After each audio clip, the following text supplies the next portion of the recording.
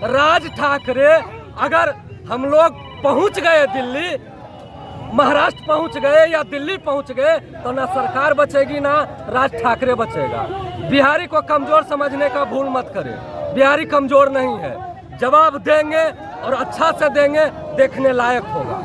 पांडे, आप देख रहे हैं केपी न्यूज। मैं अभी लखीसराय के विद्यापीठ चौक पर हूं, जहां की महागठबंधन के तमाम नेताओं के द्वारा, कांग्रेस हो गए, जन अधिकार पार्टी हो गई, आरजेडी हो गए, सारे नेताओं के एक साथ जुट करके जहां टायर जला करके आज विरोध प्रदर्शन किया जा रहा है। चूंकि मतदाता सूची पुनरीक्षण का कार्य जो ये चुनाव आयोग के द्वारा आम जनता पर थोपी जा रही है, इसको लेकर के अब जो है विपक्ष पूरी तरह से एग्रेसिव हो चुका है और उसका ही आज परिणाम है कि पूरी तरह सड़क दोनों तरफ कहीं भी आप देखिए, चाहे वो विद्यापीठ चौक हो या फिर शहीद द्वार हो या फिर सिसमा हो, नदियामा हो, कहीं भी हो, जहां जहां आप देख रहे हैं सारे जगह प्रोटेस्ट किया जा रहा है। इधर आपका सुसगढ़ा में भी जाम है।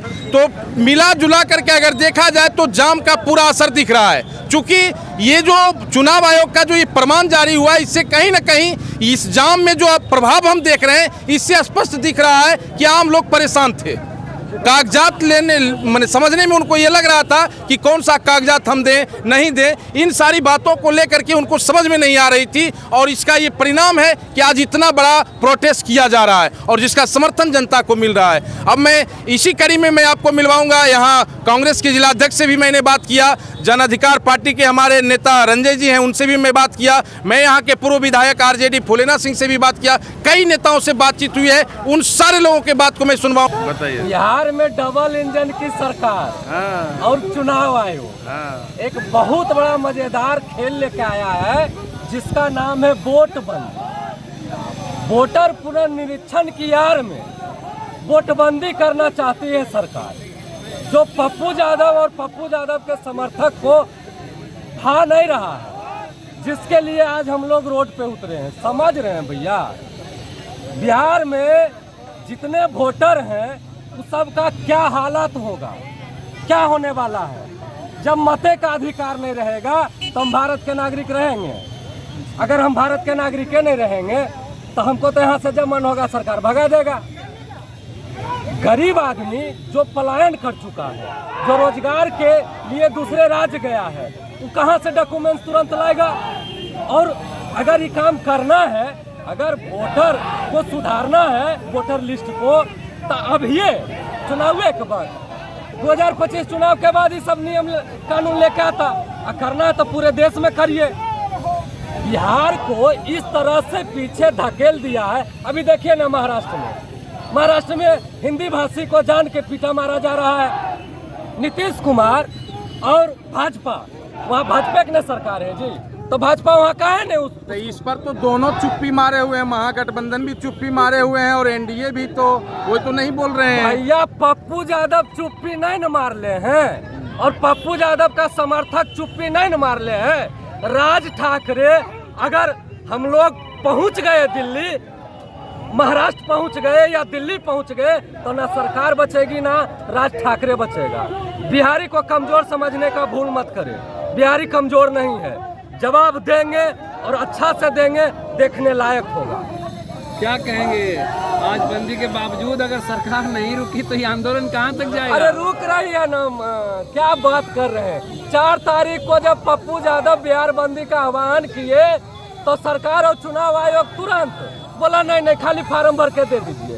फार्म भी नहीं भरने देंगे, टोटल बहिष्कार करेंगे, आप इस कानून को वापस लीजिए और जो भी चीजें होगी बिहार विधानसभा 2025 के बाद होगी, बीच में हमें मंजूर नहीं है। ग्रेजुएशन नहीं लिखने आता है, ग्रेजुएशन इंग्लिश में लिख दे 100 में 100 नहीं लिखेगा। कैसे पास हुआ है नहीं पता है आपको। 2 लाख में डिग्री मिलता है और 8 लाख में नौकरी मिलता है। बीपीएससी में देखे ना, बीपीएससी में 1 करोड़ और 1.5 करोड़ लेके सीओ, बीडीओ, डीएसपी, एसडीएम बना दिया गया। उसी तरह शिक्षक को बना दिया गया है। बिहार का विनाश करने के लिए सारा एजेंडा सरकार का तैयार है, क्योंकि हम मूर्ख रहेंगे, बुड़बक रहेंगे, लाचार रहेंगे, बेबस रहेंगे, तब ने गुजरात और महाराष्ट्र के कंपनी में जाके काम करेंगे। लेकिन हम लोग वो चीज होने देंगे नहीं। बिहार के गांव गांव जाके एक एक आदमी को जागृत करेंगे और उसको बताएंगे कि सरकार तुम्हारे साथ क्या कर रहा है, तुम सरकार के खिलाफ में रहो और महागठबंधन की सरकार बनाओ, हम आपको सारा चीज देंगे।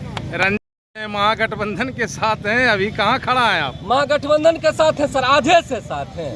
लीजिए 2024 लोकसभा से साथ हैं। अगर साथ नहीं है तो सदन में हमारे नेता किसके फेवर में बात करते हैं, ये अपना ही देख रहे हैं श्रीमान। हमको तो लग रहा है कि आप बीच बीच में चल रहे हैं, बराबर बीच में बैटिंग में करते ना है हैं। सर, बीच बीच में ना है, तो एगो धारे है, एगो इधर है, एगो इधर है। अच्छा। जब सामने रण क्षेत्र हो तो ये देखा जाता है कि हम युद्ध किधर कर रहे हैं, हम जिधर भी युद्ध कर रहे हैं निष्ठा के साथ कर रहे हैं। 2025 का चुनाव आपका महागठबंधन के साथ होगा, ये तय हो गया?